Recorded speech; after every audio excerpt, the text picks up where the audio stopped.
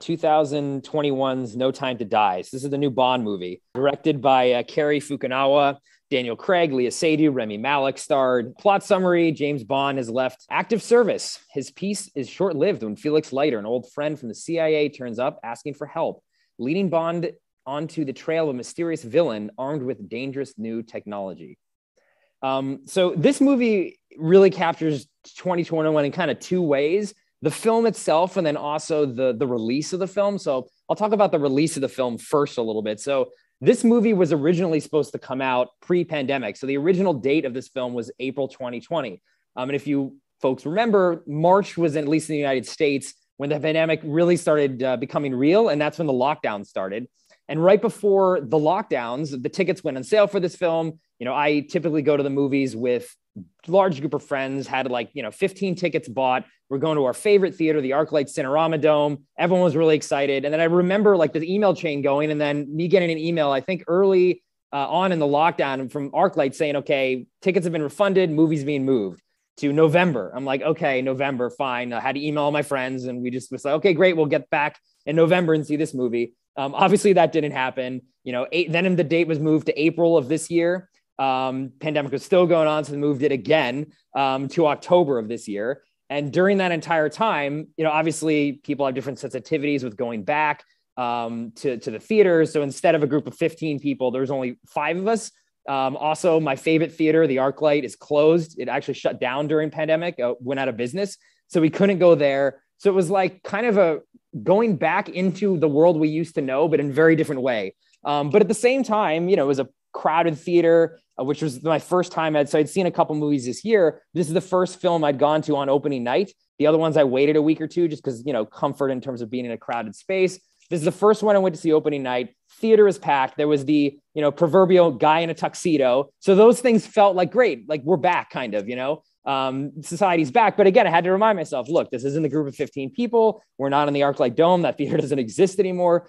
So it's this feeling of returning to your life that now has to be different and how you're dealing with that. So to me, in a meta way, just the release of this film, I will always associate with the pandemic and with 2021, just in the way that it came out.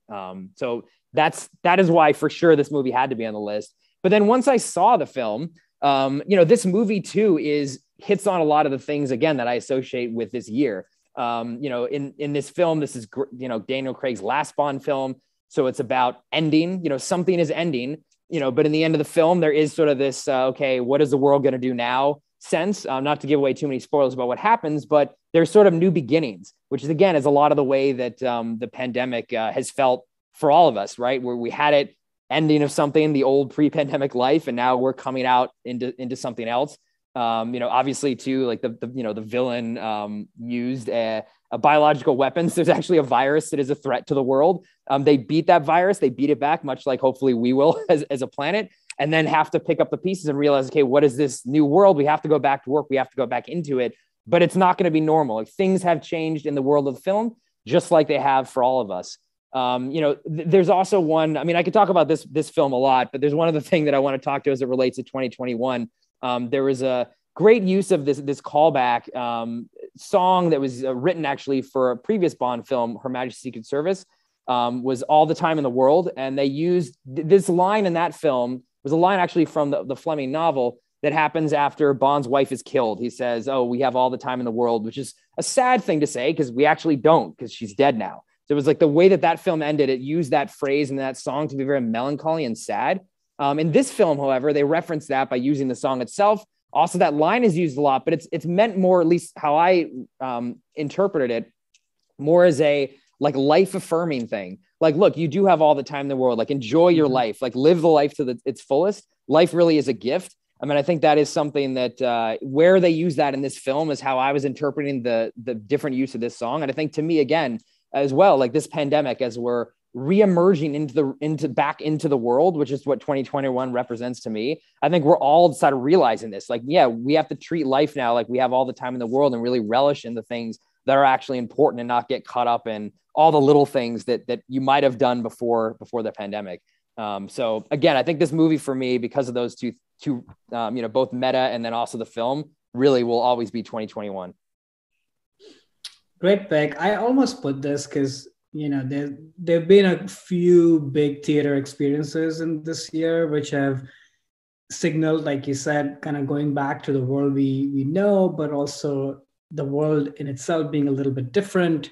But I ultimately decided not to go with that theme or capture it in other ways. But yeah, I also sort of had a sneaking feeling that this might be on your list. So I was kind of comfortable with that as a collective package. We have to have one movie that sort of signals that going back to the theaters, going back to the real world. So I'm so glad you picked this. We've talked about this movie offline, and I love this movie a lot too.